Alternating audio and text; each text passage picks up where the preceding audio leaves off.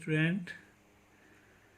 Today we are discussing about a new topic, Werner Heisenberg uncertainty principle theory. Okay, principle है oblique theory हम कह सकते हैं. Atomic structure है, ये स्ट्रक्चर ऑफ एटम्स जो यूनिट सेकंड है बेटा 11th क्लास में, उसका जो क्वांटम थ्योरी थी, क्वांटम थ्योरी जो एटॉमिक स्ट्रक्चर होती है उसके लिए जो क्वांटम मॉडल्स निकले थे वो दो थे. डी ब्रॉगली इक्वेशन, वो अनदर वीडियो मैंने आपको अपलोड की थी बेटा. Now is the second theories is Heisenberg का अनिश्चितता का सिद्धांत. अब क्या ये सिद्धांत था बेटा वर्नर हाइजेंसबर्ग ने, अनसर्टेनिटी प्रिंसिपल थ्योरी क्या थी इसकी, कि वर्नर हाइजेंसबर्ग ने, जो वर्नर एक साइंटिस्ट थे बेटा, हाइजेंसबर्ग, ओके, हाइजेंसबर्ग एक साइंटिस्ट हुए हैं, ठीक है, जिन्होंने क्या किया कि सपोज दैट ये मान लो एक एटम्स है, it's a nucleus, it's a particles. मान लो एक इलेक्ट्रॉन है, लाइक अ इलेक्ट्रॉन, गतिशील कण यही होता है, स्पिन करने वाला, लाइक अ. तो उन्होंने क्या किया कि किसी भी गतिशील कण यानी जो मूव कर रहा हो, जो स्पिन कर रहा हो, ठीक है, तो किसी भी गतिशील कण लाइक अ इलेक्ट्रॉन, ठीक है, कि देती प्रकृति डी ब्रॉगली में मैंने आपको बताया था बेटा ड्यूल नेचर, ठीक है, जो ड्यूल नेचर होता है, ठीक है, ड्यूल नेचर के लिए क्या किया, एक थ्योरी, एक सिद्धांत का प्रतिपादन किया. अब क्लियर हो गया होगा. वर्नर हाइजेंसबर्ग ने क्या किया बेटा, एक गतिशील सूक्ष्म कण है, like a small particles like a electron, इनके ड्यूल नेचर के लिए क्या किया बेटा, एक थ्योरी डिस्कवर की, प्रतिपादित की, जिसे हाइजेंसबर्ग का क्या कहते हैं, अनसर्टेनिटी प्रिंसिपल कहते हैं. अनिश्चितता समझ रहे हो आप, मतलब जिसकी निश्चितता नहीं है, अनिश्चित है वो, ठीक है, अनिश्चित है मतलब कुछ भी हो सकता है, इस तरह से हम कह सकते हैं. तो अनिश्चितता के लिए एक थ्योरी दी, ठीक है, अनिश्चितता के सिद्धांत इसको कहते हैं. क्लियर. अकॉर्डिंग टू हाइजेंसबर्ग, इनके नियम के अनुसार क्या होता है बेटा, किसी क्षण, एट एनी टाइम, किसी क्षण, ठीक है, किसी क्षण, आई होप मैं थ्योरी लिख रहा हूं, आप देख लेना, किसी क्षण, किसी गतिशील कण मीन्स मूविंग पार्टिकल्स, ठीक है, मूविंग पार्टिकल्स, किसी गतिशील कण, ठीक है, किसी गतिशील सूक्ष्मतम कण या किसी गतिशील सूक्ष्मतम कण हम कह सकते हैं, सूक्ष्मतम कण की एक साथ,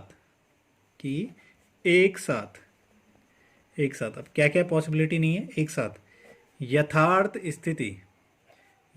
एक तो होगी बेटा स्थिति, पोजीशन, एग्जैक्ट पोजीशन जिसको कहेंगे, ठीक है, और सेकंड हो गया तथा वेग को हम संवेग भी बोल सकते हैं, मोमेंटम या वेलोसिटी, ठीक है, सेकंड है वेलोसिटी, कि एक साथ क्या करना, बोलना गणना करना, कैलकुलेशन करना, बोलना क्या होता है, असंभव होता है, इम्पॉसिबल होता है.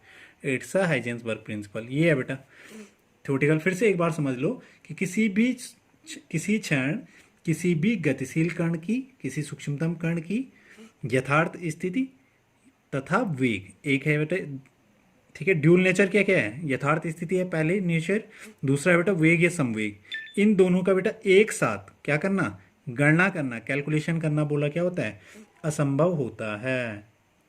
क्लियर हो गया. यानी it is impossible to determine the exact position and exact velocity at any time and at any moment. किसी भी क्षण किसी गतिशील सूक्ष्मतम कण की यथार्थ स्थिति और वेग की गणना करना क्या होता है, इम्पॉसिबल होता है. It is impossible to determine the exact position and exact velocity या मोमेंटम, ठीक है, इनका कैलकुलेशन करना बोला संभव नहीं होता है. अब होगा क्या कि जिस समय क्या होगा बेटा, उसकी जो स्थिति है बेटा, पोजीशन है, ये क्या होगी, निश्चित होगी. मान लो इसकी ये अगर स्थिति निश्चित होगी, ये कण है, अगर इसकी स्थिति क्या होगी, निश्चित है भाई कि यहाँ पे स्थित है, मान लो, ठीक है, स्थिति निश्चित होगी, तो उसका वेग क्या हो जाएगा, उस टाइम पे अनिश्चित हो जाएगा.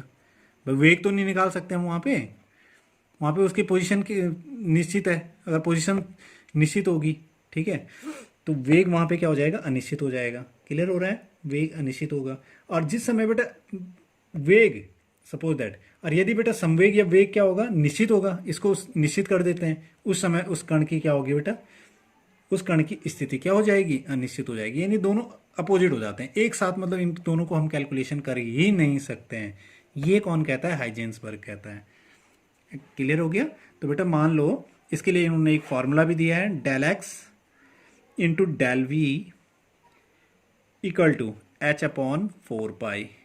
Where is del X, del X है बेटा उस कण की क्या है, स्थिति की अनिश्चितता, स्थिति है उसकी अनिश्चितता है, और del V is a velocity, H upon 4 pi it's a constant, ये आपका कांस्टेंट हो गया।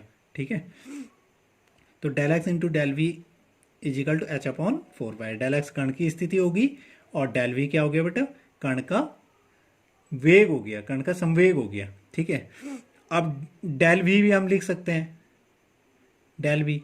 अब देखो किस तरह से हम पोर्शन को आगे थोड़ा समझ सकते हैं कि डेल एक्स या इस पोजीशन में बोला अनिश्चितता होगी, तो डेल एक्स या into del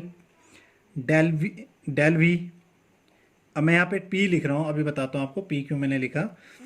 is greater than या इक्वल देन बेटा एच अपॉन 4 पाई, ये भी पोर्शन होता है। H upon 4 pi is a constant, del P क्या बेटा संवेग है, एक्स क्या है अनिश्चितता है। तो वेलोसिटी या संवेग दोनों चीजें आ रही थी, तो दोनों पोर्शन को हम लिख सकते हैं। If P is equal to, हम जानते हैं बेटा कि पी जो मोमेंटम होता है क्या होता है, द्रव्यमान इंटू वेग, यानी P is equal to M into V या डेल पी। सो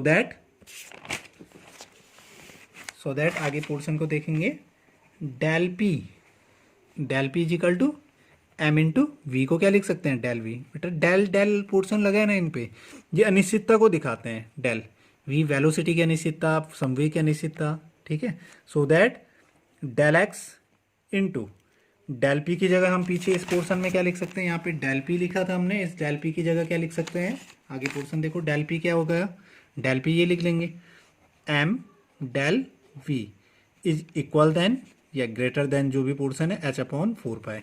तब चाहे तो बेटा इस पोर्शन को इक्वल देन भी लिख सकते हैं, या M del V is greater than या इक्वल देन। बेटा ये हमेशा ग्रेटर देन होगा या इक्वल देन होगा एच अपॉन 4 पाई के। क्लियर। और एक्स वी आपको पता है, एक्स क्या है बेटा, कण की अनिश्चितता है, स्थिति की अनिश्चितता है। ठीक है, पोजीशन जो है उसकी, ठीक है, उसकी पोजीशन है, और इसकी वेलोसिटी हो गया, पी मोमेंटम हो गया। तो आई होप बेटा ये पोर्शन उसका रह रखा था, उस वीडियो का लास्ट पोर्शन है। तो आई होप आपने ये समझा होगा। 2-3 बार इस वीडियो को देखो, और कोई क्वारीज या दिक्कत होंगी बेटा तो आप कमेंट्स बॉक्स में लिख सकते हो। Okay student. डियर स्टूडेंट, जैसे अभी आपको ऊपर समझाया गया है वर्नर हाइजेनबर्ग का निश्चितता का सिद्धांत, और ये पिक्स भी आप देख रहे होंगे, इसमें भी हाइजेनबर्ग का निश्चितता का सिद्धांत ये इस तरह से आपने नोट किया होगा। ठीक है, क्योंकि जो वर्नर हाइजेनबर्ग का सिद्धांत था बेटा, वो ड्यूल नेचर ऑफ पार्टिकल्स के लिए था, और वो ड्यूल नेचर आपको क्लियर हुए होंगे। इसमें जैसे लैम्डा लिखा है, डेल लिखा है, ये भी आप क्लियर कर सकते हो। Okay, thank you.